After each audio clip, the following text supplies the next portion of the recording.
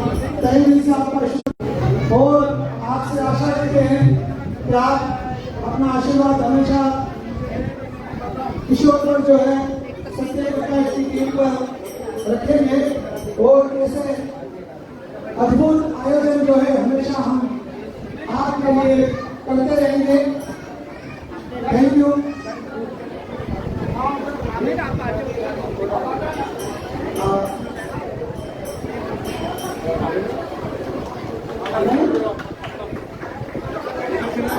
आप कुछ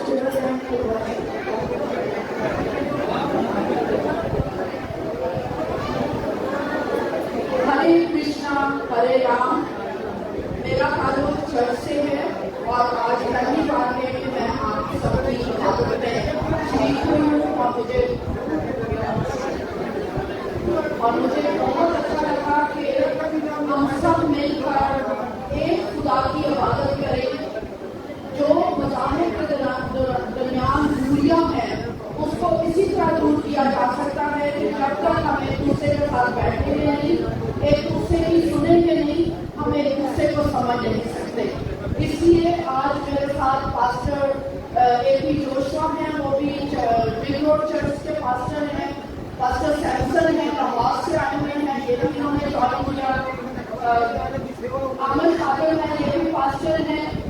काफी लोग बाइबल पास्टर आए हुए हैं, 4 पास्टर आए हुए हैं मेरे साथ और मेरा नाम भी पास्टर ज़ारा शरीफ है। मैं आपको मुबारक देती हूँ और हम सब मिलकर इसी तरह इंसानियत की खिदमत के लिए कोशा रहें।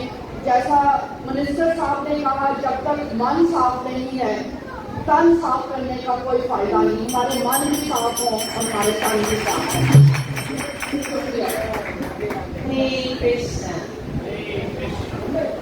बहुत ही सुंदर संदेश है हम सबके लिए कि हमको मन भगवान में लगाना है, क्योंकि मन जब तक भगवान में नहीं लगेगा तब तक संसार में लगा रहेगा और जब तक संसार में लगा रहेगा तब तक वो पवित्र नहीं हो सकता। और मन को भगवान में लगाने का एक ही तरीका है, प्रेम से उच्चारण कीजिए, हरे कृष्णा हरे कृष्णा कृष्ण कृष्णा हरे राम हरे राम हरे राम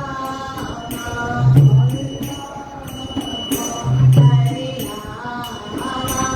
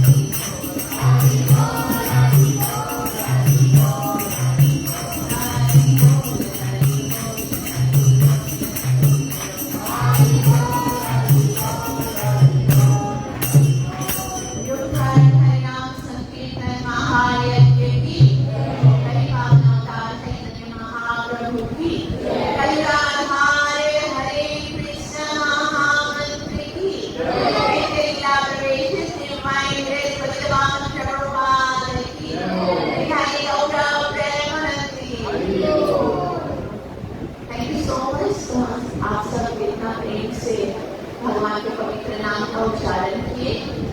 अब हम भगवान के शब्दों को श्रवण करने का एक प्रयास करें। लेकिन ऐसा है कि हम सब इस भौतिक जगत में मेटल वर्ल्ड में हैं और भगवान जो है उनके शब्द एकदम आध्यात्मिक स्पिरिचुअल है। तो हमें भी स्पिरिचुअल प्लेटफॉर्म पर आकर ही भगवान के शब्दों को श्रवण करना पड़ेगा। तो कैसे आना है? इसके लिए हमारे संतों ने एक विधि रखी है, इसको मंगलाचरण कहते हैं। मंगलाचरण मतलब हम प्रेम के साथ भगवान से प्रार्थना करते हैं कि प्रभु, जिस प्रकार आपने हमें इतनी कृपा करके अपने समक्ष बैठकर कथा श्रवण करने का अवसर दिया है, उसी तरह भगवान हम पे कृपा करो ताकि हम आज की कथा का पूरा लाभ उठा सकें, जो कि है कृष्ण प्रेम की प्राप्ति। तो इसके लिए हम सब पहले क्या करेंगे? हाथ जोड़िए, नेत्र बंद कीजिए। भगवान गीता में कहते हैं, मैं सबके दिल में बैठा हुआ हूँ। अब ध्यान से अपने हृदय में देखिए, भगवान श्री कृष्ण के अपने हृदय दर्शन कीजिए और भगवान के चरणों का ध्यान करके मैं पीछे पीछे उच्चारण कीजिए।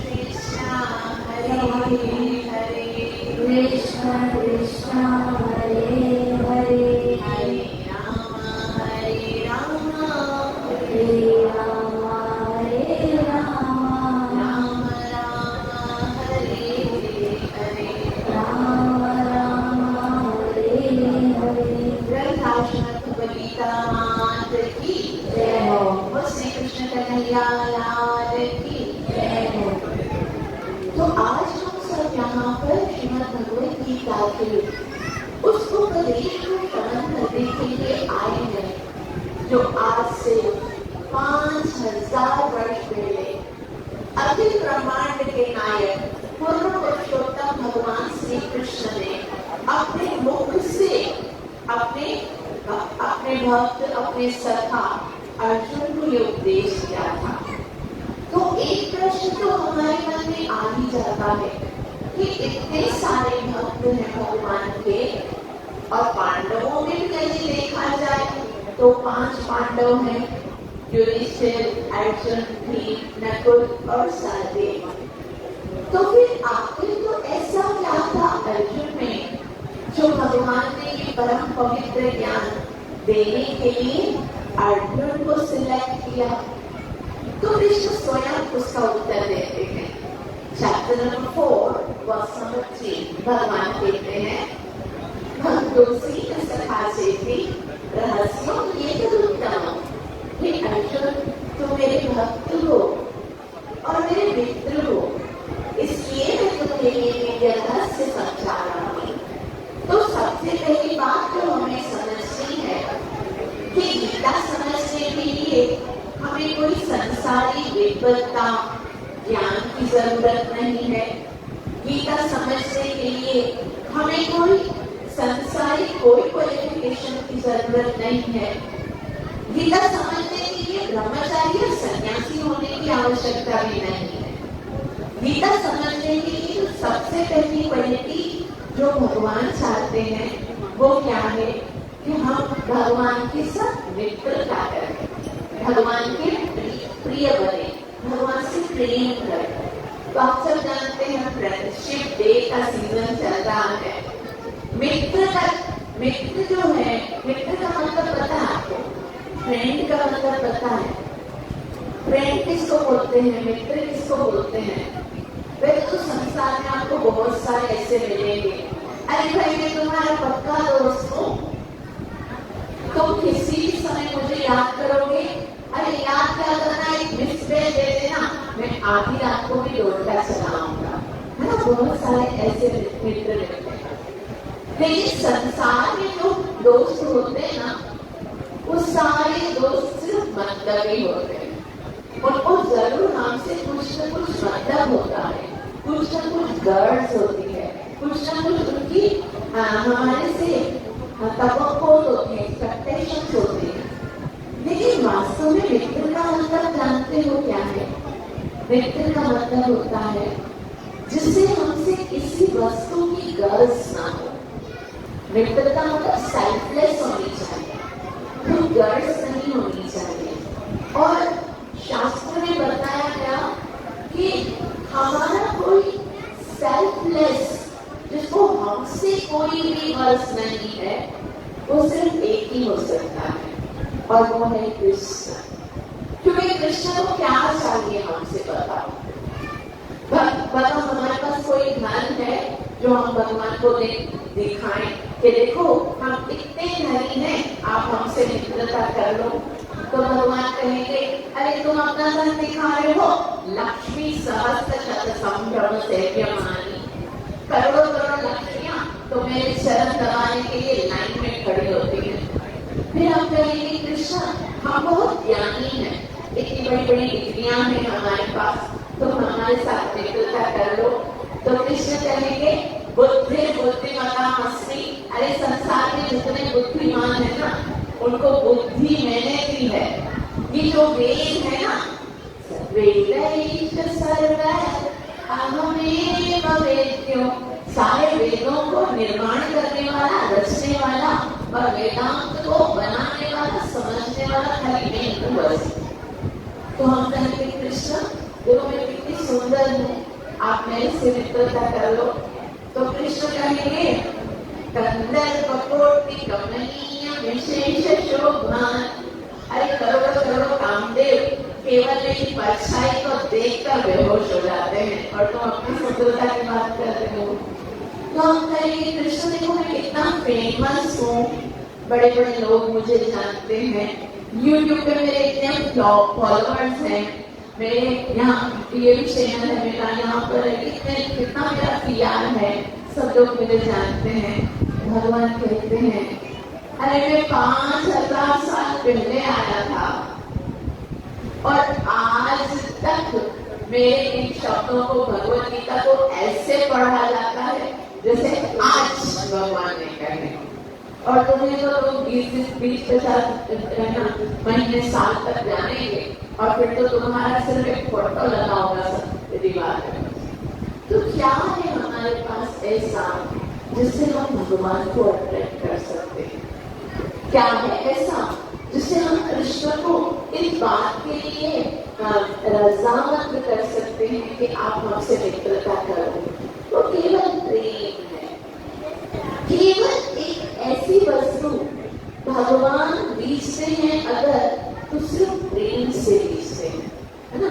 साची कहूं सुन लो सभी, जिन प्रेम कियो तिन ही प्रभु पायो। अगर प्रभु को पाना है तो उसका सिर्फ एक ही तरीका है कि भगवान से प्रेम किया जाए। लेकिन हमारा प्रॉब्लम क्या है कि हम उल्टा करते हैं। शास्त्र में लिखा भगवान से प्यार करो, संसार से व्यवहार करो। व्यवहार मतलब जो माता है उसके साथ माता की तरह डील करो, जो पिता है उसके साथ पिता की तरह डील करो, जो संबंध है उनके साथ डील करो, व्यवहार करो। और भगवान के साथ क्या करो? प्यार करो। और हमारा एकदम उल्टा है। हम क्या करते हैं? संसार से प्यार करते हैं, हृदय में बिठाते हैं और भगवान के साथ व्यवहार करते हैं। सुबह को अगरबत्ती दिखा देते हैं और एक दीप बत्ती दिखा देते हैं, या बस आ गए मंदिर में फॉर्मेलिटी पूरी कर दी और हमको लगता है बस हो गया भक्ति, हो गया भजन। लेकिन असल में क्या है, जब हम संसार से प्यार करते हैं ना तो हम हमेशा धोखा खाते हैं। अब मित्र की बात करो, संसार में हमने कितने लोगों को मित्र बनाया, लेकिन कोई कब तक काम आ सकता है हमारे, कोई कब तक हमारा साथ दे सकता है। आप कभी बहुत बड़ी मुश्किल में हो और हॉस्पिटल में हो, भगवान ने करे ICU में हो, आपका मित्र आपके लिए क्या कर सकता है ना। सिर्फ आपके लिए प्रार्थना ही तो कर रहा है, तो मतलब काम तो वही आने वाला है ना। जब हमारी बच्चियां होती हैं छोटी छोटी, माता पिता कितना प्यार करते हैं, लेकिन फिर अपने घर चली जाती है ससुराल में और उनको भगवान ने करे वहाँ ससुराल में अगर कोई ऐसा संबंध मिलता है, वहां पर कोई दुख मिलता है, तो माता पिता वाले कितना भी प्यार करें लेकिन क्या कर सकते हैं बच्चे के लिए, है ना। वो सिर्फ भगवान से प्रार्थना ही तो कर सकते हैं। तो अल्टीमेटली ये जानना है कि हमारा जो वास्तविक रक्षक है, जो वेल विशर है, जो हमेशा हमारे साथ रहता है, वो तो भगवान है। तो आखिर तो भगवान ही काम आने वाला है ना। तो हम क्यों ना भगवान के साथ ही मित्रता करें, भगवान के साथ ही प्रेम करें, भगवान के साथ ही अपने संबंध को जोड़ें। आपको एक बात बताऊं, हमारे जीवन में जितनी भी प्रॉब्लम्स है ना, जितने भी तकलीफें हैं, ऑब्स्टिकल्स हैं, मुश्किलें हैं, तकलीफें हैं, उसका कारण एक है। आप बोलोगी नहीं माता, बहुत सारे काम हैं, हजारों काम है संसार में। आप तो बोलती हो एक ही कारण है, एक ही कारण है। सच में बताऊं कौन सा है? वो ये है कि हम भगवान से अपने संबंध को भूल गए हैं। हम याद नहीं कर पा रहे हैं कि भगवान के साथ हमारा संबंध क्या है, हम असल में कौन है, हम अपनी आइडेंटिटी को भूल गए हैं, इसीलिए दुखी है। और आज हम जिस शास्त्र को पढ़ने वाले हैं ना, वो सबसे पहले हमसे हमारी पहचान कराए। तो मैं आपको बताऊंगी, उसके बाद आपसे पूछूंगी कि मैंने क्या बताया, ये बार क्वेश्चन भी होंगे ताकि मुझे पता चले ना कौन अटेंशन होके सुन रहा है। खाली मैं बोले जा रही हूँ, कोई सुन ही नहीं रहा, तो आपको ध्यान से सुनना है, ठीक है। तो श्रीमद् भगवद गीता क्या है? श्रीमद् भगवद गीता योग शास्त्र है। क्या है? योग शास्त्र है। योग का क्या मतलब होता है? योग का मतलब होता है जोड़ना या संबंध करना, जोड़ना मतलब। तो किससे जोड़ना है? भगवान के साथ हमारा संबंध जोड़ने का शास्त्र है श्रीमद् भगवद गीता। श्रीमद् भगवद गीता में डिफरेंट टाइप के स्टेट है। जैसे श्रीमद् भगवद गीता को आचार्यों ने 3 अलग अलग जो है ना स्टेट में डिवाइड किया है। पहला जो पोर्शन है वो है चैप्टर नंबर 1 से लेकर चैप्टर नंबर 6 तक। वो कर्म योग के द्वारा भगवान से, यानी कर्म के द्वारा भगवान से जुड़ना है। दूसरा जो पोर्शन है वो है चैप्टर नंबर 7 से लेकर चैप्टर नंबर 12 तक, मतलब भक्ति के द्वारा भगवान से जुड़ना है। और जो तीसरा पोर्शन है वो चैप्टर नंबर 13 से लेकर चैप्टर नंबर 18 तक, वो ज्ञान के द्वारा भगवान से जुड़ना है। मतलब क्या करना है? पूरी गीता हमें भगवान से जुड़ने का एक तरीका सिखाती है, एक कला सिखाती है। क्योंकि जब तक हम भगवान से अपना संबंध नहीं जोड़ते हैं तब तक हम दुखी रहेंगे, चाहे हमें कुछ भी मिल जाए। भागवत में एक श्लोक आता है, उसमें लिखा हुआ है कि लोग समझते हैं कि हम अगर धनी हो जाए, हमारे पास बहुत सारा धन हो जाएगा ना, तो हम सुखी हो जाएंगे। और सारा जीवन बस इसी के लिए स्ट्रगल करते हैं कि हमको धन प्राप्त हो जाए, है ना। पहले स्टडी करते हैं, फिर हायर डिग्री प्राप्त करते हैं, फिर बिजनेस करते हैं या जॉब करते हैं। बस कोशिश यही होती है कि धन मिल जाएगा तो मैं सुखी हो जाऊंगा। लेकिन भागवतम में लिखा हुआ है संसार में जितना भी धन है, पूरे संसार में, पूरे विश्व में, पूरे यूनिवर्स में जितना भी धन है ना, वो अगर एक व्यक्ति को दे दिया जाए, जितने, अगर किसी को लगता है कि मैं खाऊंगा पीऊंगा और उससे मुझे सुख मिलेगा, तो जितने भी रेस्टोरेंट्स हैं, जितने भी होटल्स हैं, वो सारे उसके नाम लिख दिए जाए। कोई सोचेगा कि मेरे पास सुंदर सुंदर वस्त्र होंगे तो मैं खुश हो जाऊंगा, तो जितने भी ब्रांड्स हैं, उनके जितने भी आउटलेट्स हैं, वो सारे उसके नाम पर लिख दिए जाए। कोई सोचेगा कि मेरे पास बहुत सारे मित्र हो, बहुत सारे ना मेरी गैदरिंग हो, बहुत सारे लोग हो आसपास में, तो सारे लोग उसके साथ कर दिए जाए।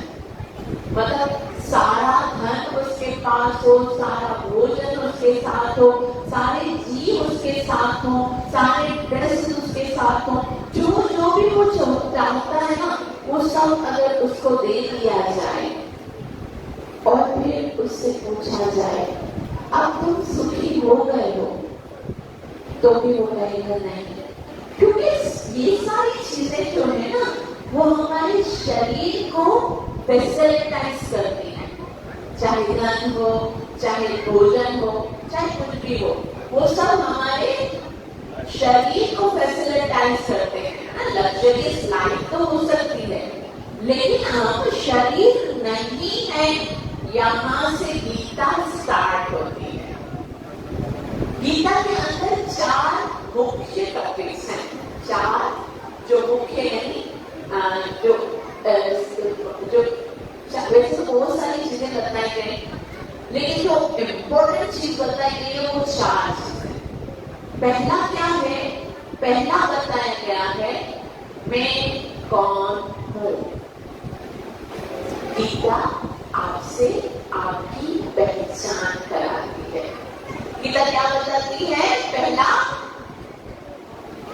क्या बताती है? मैं कौन? तो आप बोलोगे माता, ये तो हम सबको पता है।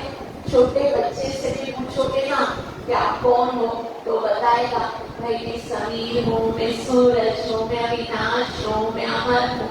सब कोई जानते हैं ना कि मैं कौन हूँ। लेकिन वास्तव में जो आप जानते हो ना, वो अधूरी जानकारी है। कोई बोलता है कि मैं सूरज हूँ, तो सूरज तो वो होता है जो चमकता है, इसकी तो बत्ती गुल है, वो सूरज कैसे हो सकता है ना? कोई कहता है कि मैं अमर हूँ, तो वो तो कुछ दिनों में, कुछ सालों में वो तो चला जाएगा, फिर वो अमर कैसे हो सकता है? अमर का मतलब होता है जो कभी जाए नहीं। तो ये तो बस ऐसे है जैसे गाड़ी होती है ना, उसको कोई नाम होता है ना? कैसा नाम होता है? ये ऑल्टो है या कोरोला है या ग्रैंडी है, BMW है, कोई नाम होता है ना? तो हमारे इस शरीर को भी शास्त्र ने बता दिया, शरीर एक गाड़ी है, एक व्हीकल है, और उसका नाम रख दिया कोई ना कोई, ठीक है? और कोई बोलेंगे कि नहीं माता, मैं इसके साथ और भी कुछ हूँ। क्या हो? कोई बोलेगा भाई मैं डॉक्टर हूँ, मैं इंजीनियर हूँ, मैं वकील हूँ, मैं सीए हूँ, मैं ये हूँ, मैं वो हूँ। लेकिन ये तो क्या है, उस गाड़ी की कोई नंबर प्लेट होती है ना, वो बस ऐसा है, नंबर प्लेट पहचान के लिए है। तो असल में हम गाड़ी तो है, लेकिन ये सब हमारी पहचान नहीं है। असल में क्या है, ये शरीर है गाड़ी, और हम इसके अंदर रहने वाले जीव हैं। शरीर एक गाड़ी है, और इसके अंदर रहने वाला जो ड्राइवर है ना, वो हम है।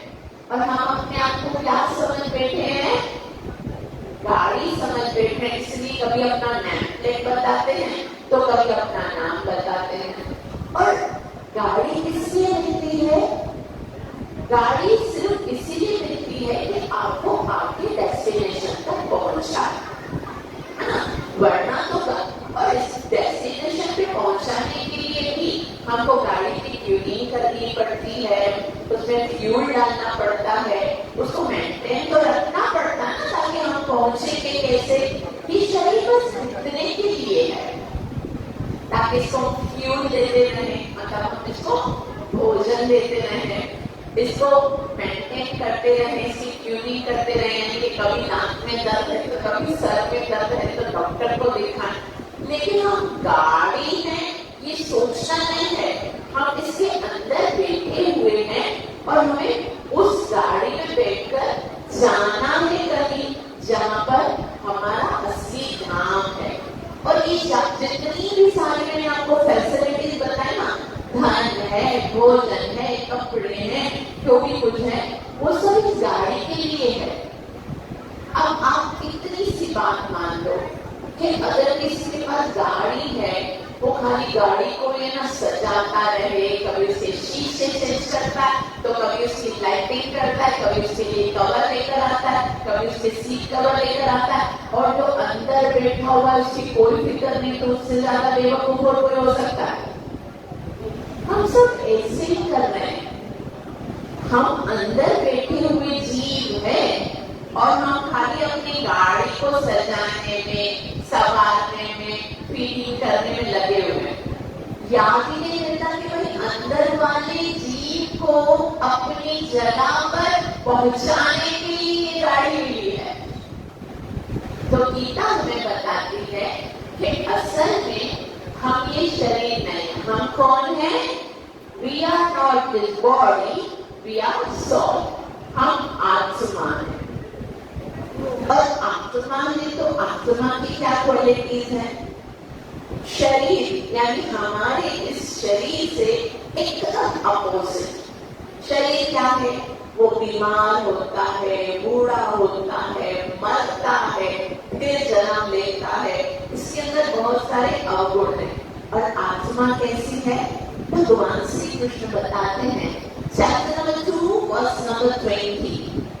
भगवान कहते हैं, अजो नित्यः शाश्वतोऽयं पुराणो न हन्यते हन्यमाने शरीरे कि ये आत्मा अजर है, अमर है, अविनाशी है, कभी नाश नहीं होता, इसका कभी कोई नुकसान नहीं कर सकता। भगवान कहते हैं नैनम छिन्दन्ति शस्त्राणि नैनम दहति पावका न चैनम क्लेद्यात्मयापो न शोषयति मारुता। Chapter 2 verse number 22। भगवान कहते हैं आत्मा को शस्त्र काट नहीं सकता, अग्नि से जला नहीं सकती, जल उसे गला नहीं सकता, वायु उसे सुखा नहीं सकती। आत्मा के लिए भगवान कहते हैं, अब हमको लगता है आत्मा कोई दूसरी चीज है जिसकी मैं ग्लोरिफिकेशन कर रही हूँ या उसको डिस्क्राइब कर रही हूँ। नहीं, हम आत्मा हैं। हमारे लिए भगवान ने कहा है कि देखो तुम जो हो ना वो टेम्पररी नहीं हो, शरीर टेम्पररी है, आएगा और चला जाएगा, लेकिन तुम परमानेंट हो। तुम्हारा कभी नाश हो ही नहीं सकता है, तुम्हें कोई भी खत्म नहीं कर सकता। एक चीज परमानेंट होती है ना तो हम बिल्कुल बेफिक्र हो जाते हैं, कभी किसको कभी नाश नहीं। जैसे किसी को सरकारी नौकरी मिलती है ना और नौकरी पक्की हो जाती है तो कितना बेफिक्र हो जाता है कि भाई अपना तो पेंशन पक्का, जब तक 60 इयर्स के नहीं होंगे तब तक तो जॉब करेंगे, फिर तो पेंशन मिलता रहेगा जीवन भर। उसी तरह से भगवान सबसे पहले हमें ये बता रहे हैं कि आपको भयभीत होने की जरूरत नहीं, आप शाश्वत हो, आपका कभी भी नाश नहीं होगा। और हम ये गीता का पहला ज्ञान है, क्या है कि हम परमानेंट हैं, हम नित्य हैं, हम सदा रहने वाले हैं, हमारा कभी नाश नहीं होगा। तो हम बोलेंगे भाई इतने समय तक अगर हमें रहना है तो हमें पता चले गीता का दूसरा टॉपिक क्या है। गीता का दूसरा टॉपिक है हम किसके हैं। पहला क्या था? फर्स्ट वन यस यस, आपने बताई सबमिटर, हम कौन है। तो उसका आंसर क्या हुआ कि हम कौन है? हम ये शरीर नहीं, हम आत्मा। यहां तक समझ में आया? अभी दूसरा टॉपिक, दूसरा क्या है? हम किसके हैं। अगर हम शरीर होते ना और आपसे कोई पूछता आप किसके हो तो आप एक बड़ी लिस्ट बना दो। माता मैं इसका बेटा हूँ, मैं इसकी बेटी हूँ, मैं इसका पति हूँ, मैं इसकी पत्नी हूँ, मैं इसका भाई हूँ, मैं इसकी बहन हूँ। इतने सारे रिलेशन बता दे कि मैं इसका हूँ। लेकिन पहली शिक्षा में बता दिया you are not this body, तो बॉडी को अलग करो। अभी क्या बचा? आत्मा। अब हम आत्मा है तो हम किसके हैं? कभी आप आत्मा के लेवल पे आके सोचो कि एक न एक दिन तो सबको जाना है, ठीक है, और शरीर से निकलकर आत्मा बाहर चली जाए, शरीर को आप जला दो और उसी घर में जिसमें सब आपको बोलते थे आप मेरे हो, आप मेरे बच्चे हो, आप मेरे प्रिय हो, और उसी घर में आप आकर बोलो, आत्मा के लेवल पे बात करेगा, पर आप बोलो अरे मैं वही हूँ जिससे आप इतना प्यार करते थे, मैं तो वही हूँ ना, तो अभी तो मैं आपकी प्रिय हूँ, मैं आप मुझसे प्रेम करते हो, क्या वो आपको स्वीकार करेंगे? वो पता है क्या करेंगे? वो बोलेंगे कोई एड़ो मुझे जो कोई ना कितना करते, कोई ढूंढ के लाओ, झाड़ा वाड़ा लगाओ, भाई आत्मा पीछे पड़ गए, तो कोई आपको स्वीकार नहीं करेगा। ये बात सोच लो, आप आत्मा हो और संसार में कोई आत्मा को स्वीकार नहीं करता, चाहे कोई भी आत्मा। तो आत्मा में तो हम किसके हैं? भगवान बताते हैं चैप्टर नंबर 15 वर्स नंबर 7।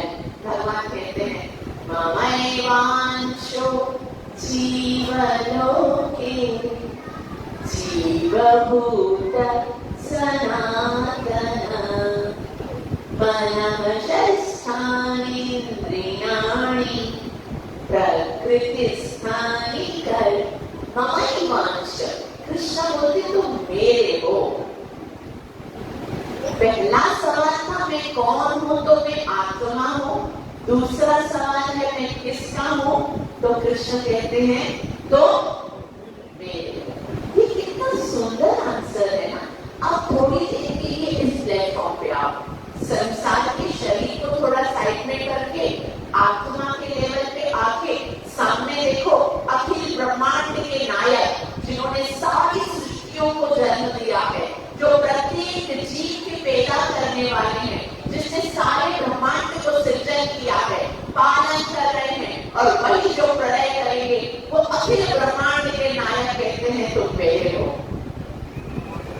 तुमसे अपना संबंध जोड़ रहे हैं वो जिससे बड़ा और कोई नहीं। गीता कहती है मत परतरम नान्यत् किंचिदस्ति धनंजया, सत्य नहीं है।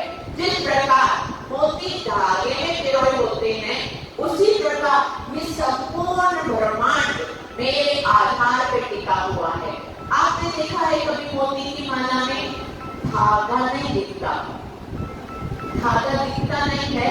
ये सूर्य, ये चंद्रमा, ये आकाश, ये बादल, ये पृथ्वी सब चल रहे हैं और वो भगवान जिसके भागवत कहती है मत भया पातिवातो या सूर्य तपति मत भया भया अग्नि वर्षक इंद्र मृत्युश्चरति मत भया, कि वो मैं हूँ जिसकी वजह से ये जिसके भय से पवन देव वायु चलाते हैं, वो मैं हूँ जिसके भय से इंद्र वर्षा करता है, वो मैं हूँ जिसके भय से अग्नि में तपस्या है, मैं हूँ जिसके भय से यमराज मृत्यु के देवता बनकर जीवों के प्राण हरण करते हैं। और वो भगवान जो कहते हैं अहम सर्वस्य प्रभवो, मैं प्रत्येक जीव का प्रभु हूँ, प्रत्येक जीव का पालन करने वाला हूँ, उनका बनाने वाला हूँ, उनको संभालने वाला हूँ, उनको नष्ट करने वाला। और वो भगवान कहते हैं तुम मेरे को। तो कितना बड़ा आश्वासन है ना। अगर हम संसार में देखते हैं कोई बड़ा प्राइम मिनिस्टर भी होता है, कोई बड़ा कहीं का भी बड़ा कोई व्यक्ति होता है, और अगर हमको ये लगे कि वो मेरा उससे मेरा कोई संबंध है तो हम कितना सिक्योर फील करते हैं, कितना प्रोटेक्टेड फील करते हैं कि भाई आपको पता है वो प्राइम मिनिस्टर मेरा भाई है, आपको पता है इसलिए वो राजा है ना वो मेरा बाप है, मैं राजा की औलाद हूं। कभी ऐसा होता है ना। तो आज आप इतना सोचो कि जो भगवान जिनसे बड़ा और कोई नहीं, सारे देवी देवता भी जिनकी चरण छूकर उनकी शरण में आते हैं, उनके अपने मस्तक को उनकी चरण में रखते हैं। वो इंद्र जब ब्रजवासियों के ऊपर वर्षा करता है और भगवान गोवर्धन पहाड़ उठाकर सबकी रक्षा करते हैं, तो वो इंद्र भी आकर भगवान के चरणों में झुकता है। ब्रह्मा जी जब सारे ग्वालपाल और बच्चों को लेकर आते हैं, भगवान अपने आप को एक्सपेक्ट करते हैं और अपने ही अंदर से ग्वालपाल और बच्चे बनाते हैं, तो ब्रह्मा जी जो पूरे संसार को क्रिएट करते हैं वो भी आकर जिनके चरणों में झुकते हैं, वो कृष्ण कहते हैं तुम मेरे हो। तो कितना हमारे लिए सुंदर आश्वासन है। और एक बात याद रखिए, अब एक बात अगर कृष्ण आपके है ना, अगर कृष्ण आपके हैं तो चाहे पूरा विश्व आपके अपोज में खड़ा हो जाए, आपको कोई हानि नहीं पहुंचा सकता, कोई आपको कुछ बिगाड़ नहीं सकता। जैसा हम जानते हैं महाभारत की युद्ध में अर्जुन और दुर्योधन दोनों बैठे ना कृष्ण के पास, चाहते तो दोनों थे कि भगवान हमारे साथ हमारी ओर से युद्ध करें, लेकिन कृष्ण ने कहा नहीं अर्जुन, अब तुम दोनों ही तो मेरे संबंधी हो, मैं दोनों को निराश नहीं करना चाहता, मेरे पास दो ऑप्शंस हैं। क्या ऑप्शन है? एक साइड पर मैं हूं, यानी कृष्ण जो निहत्ता है, शस्त्र भी नहीं उठाएगा, युद्ध भी नहीं करेगा, और दूसरी तरफ अर्जुन मेरी सारी नारायणी सेना है, तुम चॉइस कर लो तुम्हें क्या चाहिए। तो अर्जुन ने किसको सिलेक्ट किया? किसको किया? सब जोर से बताओ, किसको? भगवान कृष्ण को। और दुर्योधन ने किसको किया? नारायणी सेना को। सबको पता है, संसार जानता है, अर्जुन के पास खाली कृष्ण थे और कृष्ण ने कहा हार निश्चित है तेरी, सदा रहेगा उदास। तुम्हारी तो हार निश्चित है। तो अर्जुन बोलते नहीं, जीत निश्चित है मेरी, ये हरि का दास नहीं होगा उदास। मुझे पता है कि मेरे साथ अगर तुम हो ना कृष्ण, भगवान को अर्जुन कहते हैं, अगर आप मेरे साथ हो ना तो चाहे सारे देवता, गद्दर, किन्नर, सब एक साथ युद्ध करने के लिए आ जाए, मैं अकेला उन सबको मार दूंगा, खाली तुम मेरे साथ हो। तो कितना अच्छा डिसीजन था। आप बताइए, अच्छा डिसीजन किसने लिया? सिलेक्शन किसकी सही थी? अर्जुन की या दुर्योधन की? अर्जुन की ना। अब आज हम लोग ये तो कह रहे हैं कि सिलेक्शन अर्जुन की अच्छी थी, लेकिन वही ऑप्शन आज भगवान ने हम सबको भी दिया है। आप जहां खड़े हो, जहां बैठे हो ना, आज भी कृष्ण आपके सामने है और एक साथ में आप कृष्ण को बोलते हो हम आपके पास आए, आप हमारी सहायता करो। आप उसी से कराओ। We are all in one page, एक ही साथ है ना। हम सब समझो कृष्ण के सामने खड़े और हम कृष्ण को कहते हैं हमें ये संसार का युद्ध जीतना है, हम आपसे सहायता लेने के लिए आए हैं। और भगवान आज भी वही दो ऑप्शन रखते हैं। एक साइड पे मैं हूं अकेला, युद्ध भी नहीं करूंगा, दूसरे साइड पे पूरा संसार है, ये धन दौलत, गाड़ियां, बंगले, एज, जो कुछ दिख रहा है वो सब है। सिलेक्ट कर लो। हम दुर्योधन की तरह किसको सिलेक्ट करते हैं? कहां सिलेक्ट करते हैं हम कृष्ण को? कहां, कब ऐसा हुआ जो हमने कहा नहीं कृष्ण हमें संसार नहीं चाहिए, हमको आप चाहिए। जब आप हमारे साथ हो, चाहे संसार हमारे अपोज में हो जाए, हमें कोई परवाह नहीं। तो हम तो ये नहीं मानता, हम तो भगवान को सिलेक्ट करते हैं। कब किया भगवान को सिलेक्ट? भगवान को सिलेक्ट करना मतलब भगवान की आदेश का पालन करना। अर्जुन ने ये किया ना। अच्छा, पहले अर्जुन ने एकदम मना कर दिया कि न युद्ध से गोविंद, मैं युद्ध नहीं करूंगा। और यहाँ तक कृष्ण ने बहुत समझाया कि अर्जुन अगर तुम युद्ध करोगे तो दोनों हाथ में लड्डू है, जीतोगे तो संसार का राज्य मिलेगा, हार जाओगे तो स्वर्ग मिलेगा। लेकिन अर्जुन ने कहा अपि त्रैलोक्य राज्यस्य हित्वा किन्नु मयि कृते। अरे आप संसार के राज्य की बात करते हो, अगर मुझे स्वर्ग का राज्य भी मिल जाए तो भी मैं युद्ध नहीं करूंगा। अब ये क्या हुआ? भगवान श्री कृष्ण ने अर्जुन को श्रीमद् भगवद गीता सुना और सुनने के बाद अर्जुन ने ये नहीं कहा कि मैं युद्ध करूंगा। अब आखिरी अध्याय के आखिरी श्लोक को सुनोगे ना, उसमें अर्जुन ने कहा है कलिश नष्टो मोहसे मृतिर्लब्ध्वा त्वत्प्रसादान् मयाच्युत स्थितोऽस्मि गतसन्देहः करिष्ये वचनं तव। हे कृष्ण, मेरा मोह नष्ट हो गया है, स्मृति लब्ध्वा, मैंने अपनी याददाश्त वापस प्राप्त कर ली है। अब मैं क्या करूंगा? करिष्ये वचनं तव, जैसा आप बोलोगे मैं वैसा करूंगा। ये नहीं बोला है कि मैं युद्ध करूंगा, ये बोला आप जैसा बोलोगे मैं वैसा करूंगा। तो कृष्ण को सिलेक्ट अगर हमने किया है, अगर हम ये सोचते हैं, और एक बात को याद रखिए, आपके पास चाहे पूरा संसार हो लेकिन कृष्ण नहीं हो तो आप कभी भी जीत सकते नहीं। यदि आप जीत चाहते हो, कामयाबी चाहते हो, सक्सेस चाहते हो, तो उसका सिर्फ एक ही उपाय है कि आप कृष्ण को अपने साथ रखिए।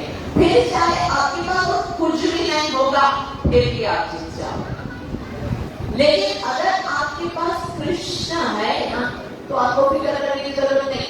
कृष्ण नहीं है तो भले कुछ भी हो जाएगा ना, तो आपके पास कोई भी लाभ नहीं है, क्योंकि युद्ध जो है ना भौतिक जगत का, उसमें जीतने का एक ही उपाय है कि कृष्ण हमारे साथ हो। और अगर हम कृष्ण को सिलेक्ट करते हैं तो क्या करना पड़ेगा हमको? क्या करना पड़ेगा? कैसे पता चलेगा कि हम कृष्ण को सिलेक्ट किए हैं?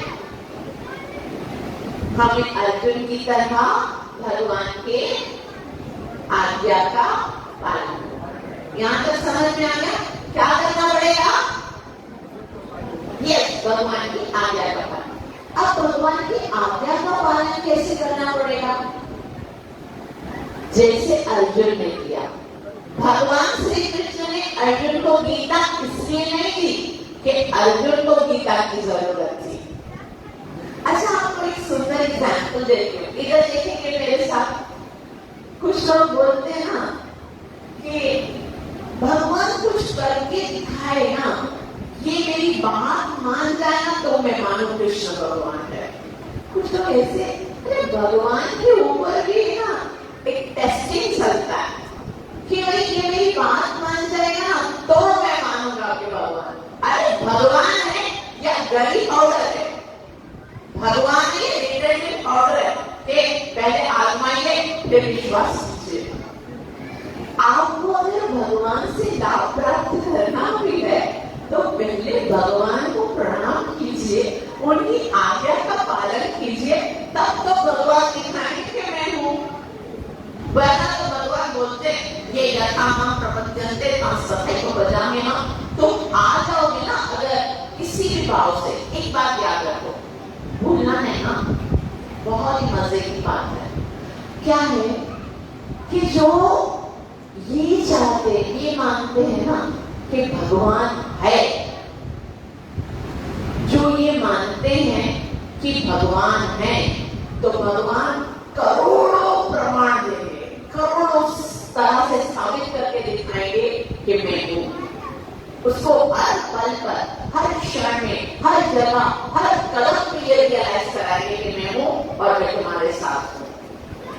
और दूसरी बात, जो ये मानते हैं ना कि भगवान नहीं है, उसको भगवान करोड़ों ऐसे मौके देंगे जिससे उसका ये विश्वास कटल हो जाए कि मैं नहीं। आपकी मानने के ऊपर है। ये जो भगवान है ना वो बुद्धि में नहीं आता। बहुत सारे लोग बोलते हैं ये कृष्ण ने ऐसे क्यों किया, कृष्ण ने ऐसे क्यों किया, कृष्ण ने चोरी क्यों की, कपड़े क्यों चुराए, कृष्ण ने इतने सारे विवाह क्यों किए। अरे कृष्ण को समझने के लिए निकले हो? कृष्ण को तो ब्रह्मा जी नहीं समझ पाए, जो विधाता है। ब्रह्मा जी के पास पता है कितने मस्तक हैं? आपने कभी किसी ने ब्रह्मा जी को देखा है? कितने सर हैं उसके? कितने हैं? 3। अभी ब्रह्मा जी को भी नहीं देखा। ब्रह्मा जी के 3 सर नहीं है, बस ब्रह्मा जी के कितने सर हैं? 4 सर। अब आप 3 क्यों बोल रहे हो? क्योंकि देखो, जब फोटो खिंचवाते ना तो इधर से फोटो खिंचवाते ब्रह्मा जी, एक ये वाला सर आता है, एक ये वाला आता है, एक ये वाला आता है, पीछे वाला आता ही नहीं है। तो सब कुछ समझते हैं 3 है। अब पीछे से फोटो खिंचवाएंगे तो भी 3 आएंगे। तो ये सब उसका अपना है, पीछे वाला आता नहीं, लेकिन टोटल 4 सर है। फोटो पे नहीं जाना चाहिए। हरे कृष्णा कृष्णा कृष्णा हरे हरे, हरे राम। ब्रह्मा हम किस चीज से बने हुए हैं? हमारा जो ये शरीर है ना वो 5 चीजों से बना हुआ है। पृथ्वी, जल, अग्नि, वायु, आकाश, मन, बुद्धि, अहंकार। ये सब एक छोटा सा अंश है बुद्धि का, जिससे हम ये सब कर रहे हैं। बड़े बड़े साइंटिस्ट बड़े बड़े इन्वेंशंस करते हैं, हम अपने आप को कितना बुद्धिमान समझते हैं। और ब्रह्मा जी पता है किस चीज से बने हुए हैं? ब्रह्मा जी पूरे पूरे बुद्धि से बने हुए हैं। उनके अंदर पृथ्वी, जल, अग्नि, वायु, आकाश नहीं है, वो पूरे के पूरे बुद्धि से बने हुए हैं। 4 वेद हैं, ऋग्वेद, सामवेद, यजुर्वेद, अथर्ववेद। वो उनके हृदय में कंठस्थ है, याद है उनको 4 वेद। और उनके गुरु को कौन है पता है? ब्रह्मा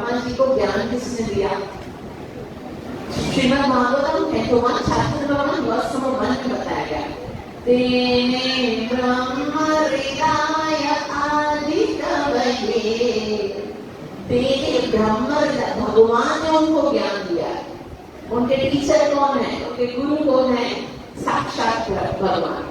और ब्रह्मा जी को पेला किसने दिया पता है? हम तो संसार में मलमूत्र के थैले में पता नहीं 9 महीने गर्भ में रहकर माता के गर्भ से जन्म लिए। ब्रह्मा जी को जन्म किसने दिया पता है? गर्भोदक्षाय विष्णु जो गर्भ शयन पर लेटते हैं, भगवान विष्णु की नाभि से, जो नवल है भगवान विष्णु का, उनकी नाभि से एक कमल नाल निकलती है और भगवान के गर्भ से जन्म हुआ है ब्रह्मा जी का। और मजे की बात क्या है कि जब पृथ्वी के ऊपर अत्याचार होता है द्वापर युग में, तो ब्रह्मा जी के पास पृथ्वी गाय के रूप में जाती है कि हे ब्रह्मा जी, मैं बहुत दुखी हूँ, कृपा करके आप मेरा दुख दूर कीजिए। तो ब्रह्मा जी कहते हैं, पृथ्वी देवी, मैं आपका दुख दूर नहीं कर सकता। कितनी मजे की बात है ना। ब्रह्मा जी इतने महान हैं, 4 वेदों की ज्ञाता हैं, फिर भी पृथ्वी को बोलते हैं मैं तुम्हारा दुख नहीं दूर कर सकता। दुख दूर कराने के लिए तो मैं भगवान के पास लेके जाऊंगा, वही सबका दुख दूर करते। ये होता है गुरु। हमारे गुरु कैसे होते हैं? हमारे गुरु बोलते हैं भगवान के पास जाने की जरूरत नहीं, मैं बैठा हूं ना, लो पानी पढ़ के ले लिया, पढ़ो पियो पानी, दुख दूर हो जाएगा। ये धागा बांध देना हो ना, दुख दूर हो जाएगा। सब चीज करते हैं, जब तक कोई भगवान की शरण में नहीं जाता ना, तब तक दुख दूर नहीं होगा। ब्रह्मा जी बोलते हैं, हे पृथ्वी देवी, मैं तुम्हारा दुख नहीं दूर कर सकता, चलो मैं तुम्हें भगवान के पास लेके जाता हूँ। और फिर क्या होता है, भगवान के पास जाते हैं, भगवान से रिक्वेस्ट करते हैं कि आप संसार में जन्म लो, बहुत सारे पापी अत्याचार कर। अब वही ब्रह्मा जी जो भगवान के गर्भ से उत्पन्न हुए, जिनको भगवान ने ज्ञान दिया, जिन्होंने स्वयं जाके भगवान को बोला कि आगे संसार में अत्याचार बढ़ रहे हैं, आप अवतार लीजिए, वही पर ब्रह्मा जी भगवान की लीला को देखते हैं तो वो मोहित हो जाते। ये भगवान कैसे हो सकता है? मुझे तो बस इतना कहना है कि 4 बुद्धि वाला ब्रह्मा, जिसको सारे शास्त्रों का ज्ञान है, वो भी भगवान को समझ नहीं सका, तो हम सब आधे दिमाग वाले, जिसके अंदर 1 किलो का फालूदा पड़ा हुआ है दिमाग में, वो क्या भगवान को समझ सकते हैं? तो इतना तो जान लीजिए कि हमको भगवान को समझना नहीं है, क्योंकि भगवान बुद्धि में नहीं आते, भगवान तो हृदय में आते हैं। हरे कृष्णा कृष्णा कृष्णा हरे राम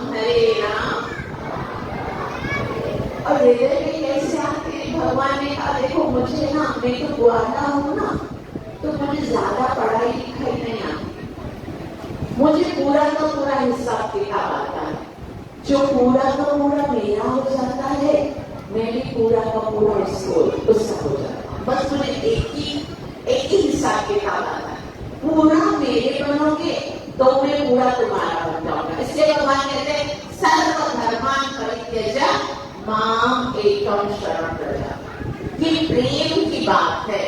देखो मैंने स्टार्ट ये किया था कि भगवान से प्यार करना है, और प्यार का एक नियम है। प्यार का क्या नियम है वो मीरा बताती है।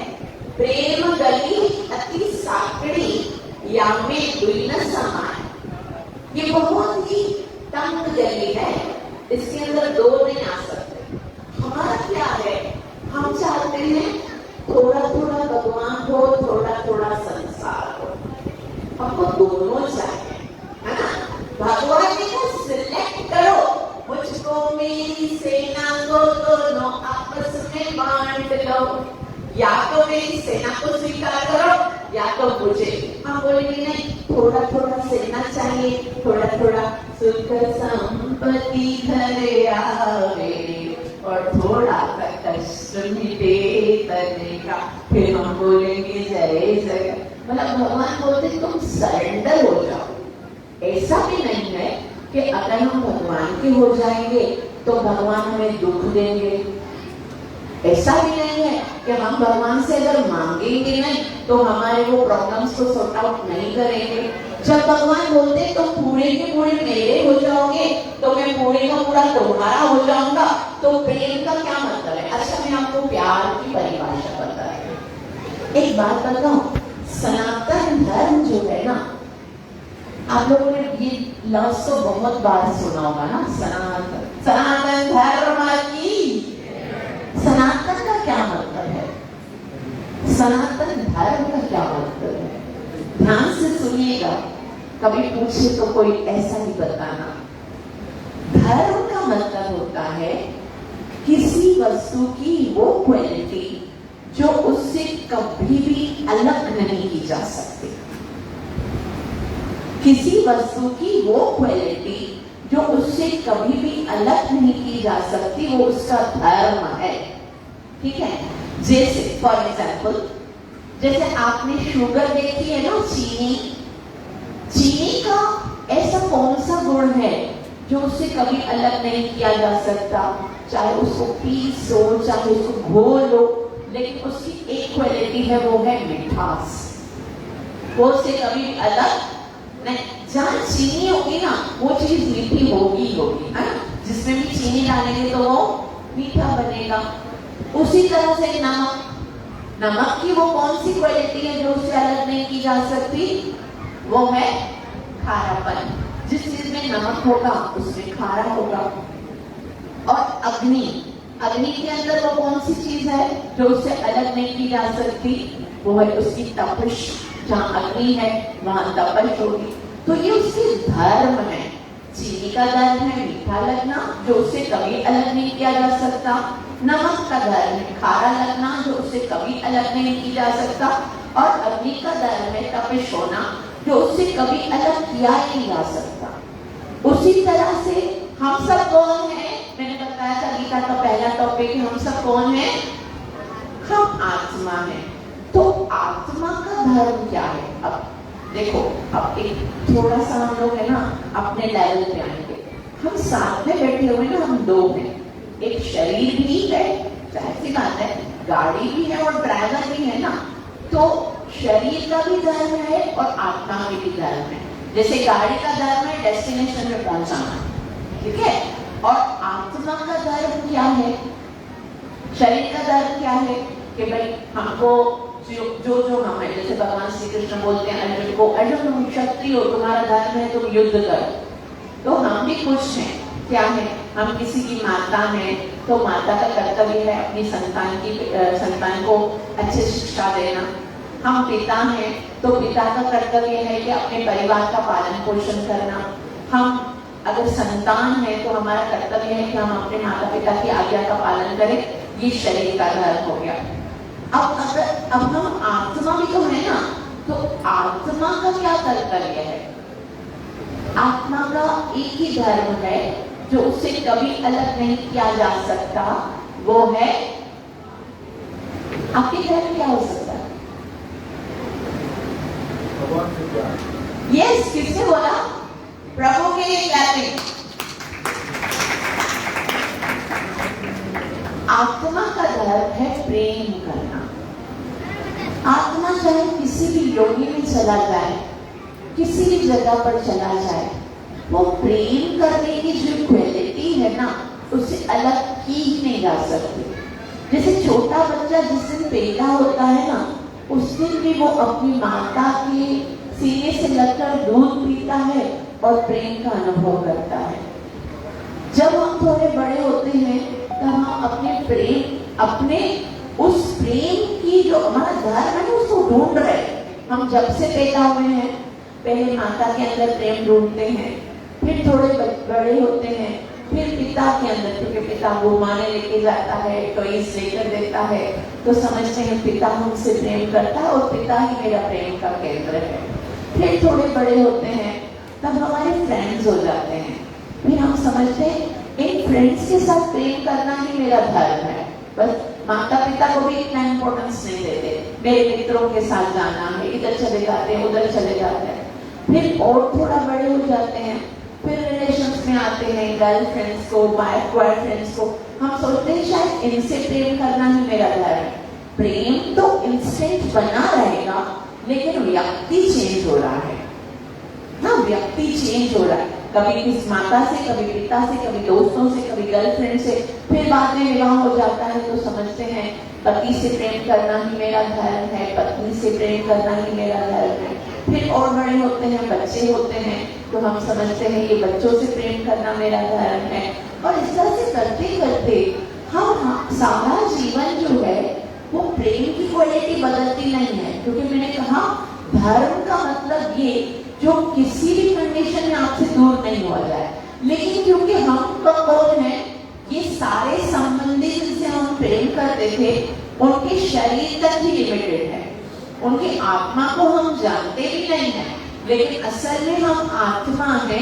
और हमारा संबंध किसके साथ है, मैंने बताया आपको, हम किसके हैं, हम भगवान के हैं। भगवान ने कहा तुम मेरे हो, तो हम जिसके हैं उससे प्रेम करना ही सनातन धर्म है। मतलब सनातन धर्म का मतलब है सनातन जीव का भगवान के साथ प्रेम का संबंध, इसको सनातन धर्म कहते हैं। अब देखो कितनी सारी यूनिवर्सिटीज हैं, कितने सारे कॉलेजेस हैं, कितने सारे ज्ञान के केंद्र हैं जहाँ पर शरीर से रिलेटेड तो बहुत सारा ज्ञान दिया जाता है ना। बॉटनी सिखाया जाता है, फिजिक्स सिखाया जाता है, बायोलॉजी सिखाया जाता है, केमिस्ट्री सिखाया जाता है, मैथमेटिक्स सिखाया जाता है, ड्राइंग सिखाया जाता है, कंप्यूटर सिखाया जाता है। लेकिन ऐसा कोई इंस्टीट्यूट नहीं है हमारे यहाँ पर जिसमें प्रेम करना सिखाया जाए, जिसमें भगवान से प्यार करना सिखाया जाए। और ये इतनी तड़प है ना जीव की, चाहे कुछ भी सीख लेगा, लेकिन जब तक भगवान के साथ प्यार नहीं करेगा ना, तब तक वो संतुष्ट हो ही नहीं सकता। जैसे मैंने आपको बोला, सारा कुछ भी यदि जीव को मिल जाए, धन दौलत ऐश्वर्य भोजन वस्त्र हर वस्तु मिल जाए, लेकिन अगर वो प्यार करना नहीं सीखा ना भगवान, अब क्या है, प्यार करना सीखता है संसार से, और संसार तो धोखा देता है, या तो धोखा नहीं भी देता, लेकिन बेचारा कब तक साथ चलेगा। क्या हम सब किसी के साथ जा सकते हैं? कोई पति पत्नी से इतना प्रेम करता है, लेकिन एक न एक दिन दोनों में से किसी को जाना पड़ेगा ना। कोई माता पिता अपने संतान से इतना प्रेम करते हैं, लेकिन एक न एक दिन ऐसा आएगा जो वही फोर्स नेचर हमको यहाँ से अलग कर देगी। चाहे हम किसी से भी प्यार कर लें, लेकिन कोई स्थायी रूप से परमानेंट तो हमारे साथ नहीं चल सकता। या तो वो निकल जाएगा या हम चले जाएंगे, तो हम दुखी होंगे ना। अगर संसार के साथ प्यार करेंगे तो रोना पड़ेगा, दुखी होना पड़ेगा। इसलिए गीता हमें सिखाती है कि हमें किससे प्यार करना है, कृष्ण से प्यार करना। और जब हम कृष्ण से प्यार करते हैं ना, तो भगवान कहते हैं, Shrimad Bhagavad Gita chapter number 9 verse number 22, भगवान कहते हैं, अनन्या चिंतया